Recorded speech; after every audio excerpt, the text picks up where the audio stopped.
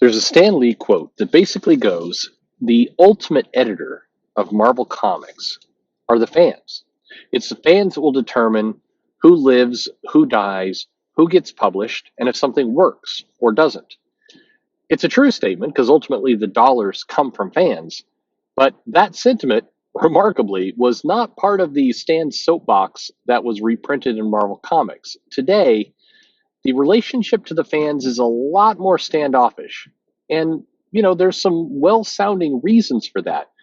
But is it a good thing that this disconnect has occurred? Well, of course it's not, because it's created churn and it's reduced dollars. But how complicated is this topic anyway?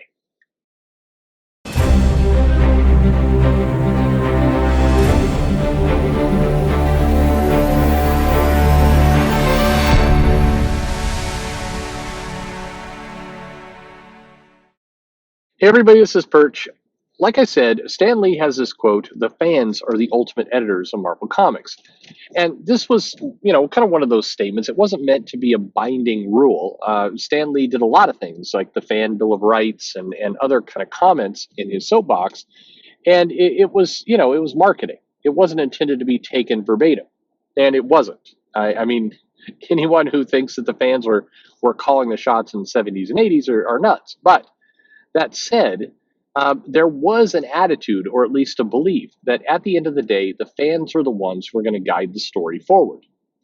And then in the early 90s, I would say, that sentiment started to change. And I specifically pegged that date because you had a bunch of public statements from people like Chris Claremont, like Peter David, like Mark Waid, back maybe not that early, but you had statements made that basically said, no writer worth his salt will completely give in to fan demands. Now that's an interesting way of saying it, give in to fan demands.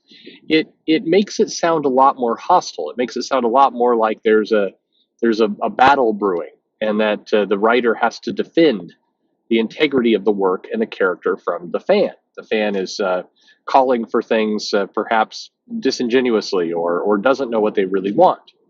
And as the 90s stretched into the 2000s, this idea kind of hardened more and more in the minds of the publishers and the writers. And it basically went like this: our job is not to deliver on fan expectations. By the way, this is a good decade at least before the whole defy fan expectations kind of narrative started to really get going.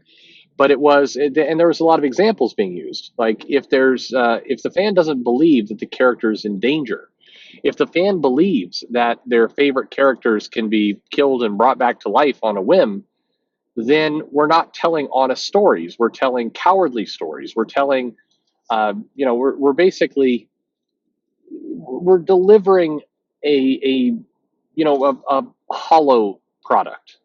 I'm struggling for the right words. There were a lot of things being used to basically say, the writer who just goes with what fans want is a writer that is not very skilled, not very brave, and on top of that, the fans don't know what they want. Now that's an interesting bit of logic. In general, I believe the opposite. I think the fans know what they want. The fans may not know how to get there. What I mean by that is the fans know, for example, they want a James Bond movie. They know they want an action-packed James Bond movie. What they don't know is what the action's going to look like. They don't know what danger James Bond is going to be in, how many of his supporting characters are going to get killed. They don't know any of that. But what they do know is they want to be able to put down their $10 and watch a action-packed movie. Now, you might argue that if you really want to defy fan expectations, you do a James Bond movie where there is no action and then he dies. Kind of three-quarters of the way through the movie, he dies and nobody will see that coming. And it's true. Nobody will see that coming. You will surprise fans. You will defy their expectations. But that's not a good thing. That's not what actually should happen. Sometimes you need to deliver on fan expectations while you're surprising fans along the way. And so that's why I use it's wise to deliver to fan expectations in a way they don't expect, which is different from what's being said today. But going back to comic history again, in the 90s, there became a very, very constant drumbeat of writers who just deliver what fans want are not true writers. They're lesser in some way. And in many cases, you had some pretty, I'd say, high profile, notable writers. You had Neil Gaiman, Alan Moore, others starting to do some very powerful work within Vertigo and other things. And they were doing it their way. They were delivering something relatively new. They weren't delivering a fan centric story. But arguably, over in the X Men, I don't think Chuck Austin was delivering what fans wanted either or asked for, and that certainly didn't work.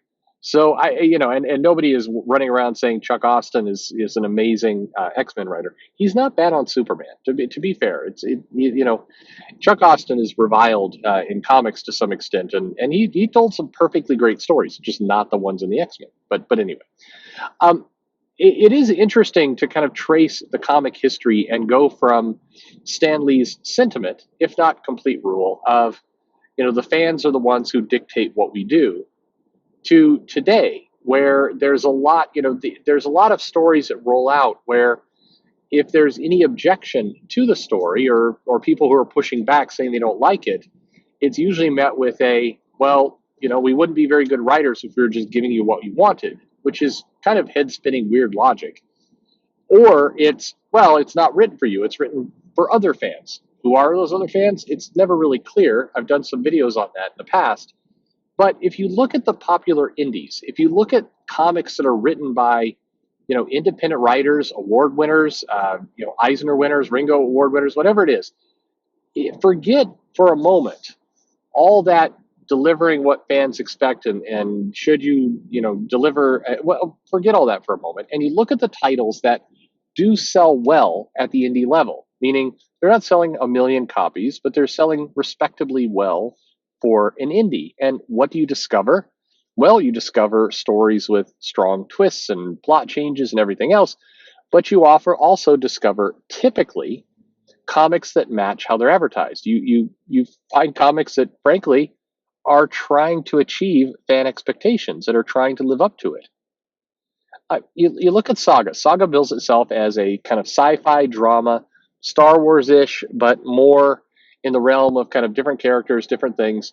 And it largely delivers. There's action, there's drama, there's death, there's kind of character dynamics. You get a little bit of everything. You look at The Wicked and the Divine. And there you are supposed to get kind of an indie type look at deities and how they would react, and you had plot and drama and violence, and you had all of those different pieces of what you'd expect if you thought there's gods walking the earth and they're pissed and they're going to fight each other. You got them fighting each other. You look over at Sex Criminals. You were supposed to get people who were having a man. Fraction would just roll over in his grave hearing this, but I know he's not dead. But it's kind of like a dirty rom com with with some hijinks, and it's like a heist movie mixed with a romantic comedy mixed with just some dirty humor. It's like Ocean's 11 meets a Julia Roberts movie meets Sausage Fest. That's good God. That's just terrible. Anyway, those comics are delivering what it is that they're putting out. So it's not like the writer is coming in. Like picture this for a minute. Imagine if in Saga, this book, it basically it comes back from a hiatus, and Vaughn said, instead of me doing the writing, we've hired Rob Liefeld, and he's going to come in and he's going to write and draw the story. He's a well-known comic artist. He's sold many copies before, and he's going to take over Saga, and he's going to take it in a bold new direction that will defy fan expectations but deliver something cool. And so Rob Liefeld immediately kind of moves into very much a Youngblood style story. Would there be new fans that would come to that comic? Sure, there'd be fans of Rob Liefeld who would be into that, but it would piss off a ton of fans in the process. It's a tricky situation. I think that there's this balance between, you want to listen to fans, and ultimately at the end of the day, if you don't listen to fans and you ignore them, the fans will take their money and they'll happily go somewhere else, and your comic will go out of business. So you do need to definitely pay attention to what fans want and what fans expect. They are the ultimate arbiters of what's going on. At the same time, you certainly don't want to deliver some boring, predictable story. And so I think if I can go back to Stan Lee's original comment, the fans are the ultimate editors of the comic.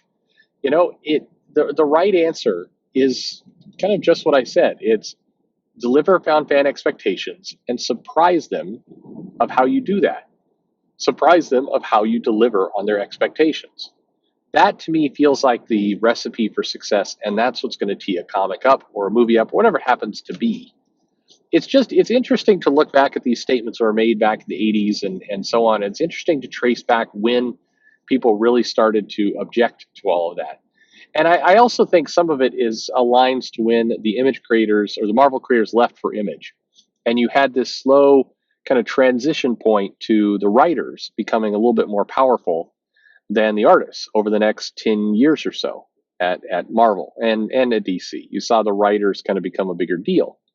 And I kind of wonder if some of this plays into that, where you basically had this shift in power, and part of that was the writers wanting to write the stories they wanted to write, and this idea of kind of giving the fans what they wanted turned into kind of a dirty word. But I don't know. What do you think? Do you give the fans what they want? Is there something lesser? If you're a writer, is there something somehow cheaper or bad about saying I write for the fans? Is that a negative? Do you think that way? Is a better writer a writer that deliberately writes what they want? And I mean, the funny part is, by the way, is a lot of people will say, really good writers, really brave writers deliver the story they want to tell. They don't just give the fans what they want. Okay.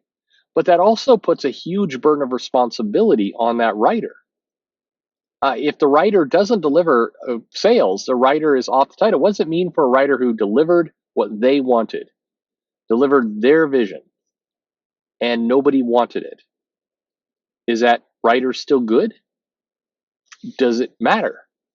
It kind of becomes like if a tree falls in the forest and no one's there to hear it, did it fall? Does it matter? I think it's you have to match the two together. You should be able to write your vision, feel proud about what you do, but you do need to deliver commercial success. If you don't, then I mean, honestly, I'm sure there's a million amazing writers out there right now, sprinkled across the world, who have amazing ideas in their head, just the most wonderful literary, best books, best plots, best things. But nobody's ever going to see those. They will never be made into comics. So at the end of the day, what good is a genius in isolation? Anyway, let me know your thoughts below. Like, subscribe, follow me on social media, or send me an email at comicsperch@gmail.com. Otherwise, thanks for listening.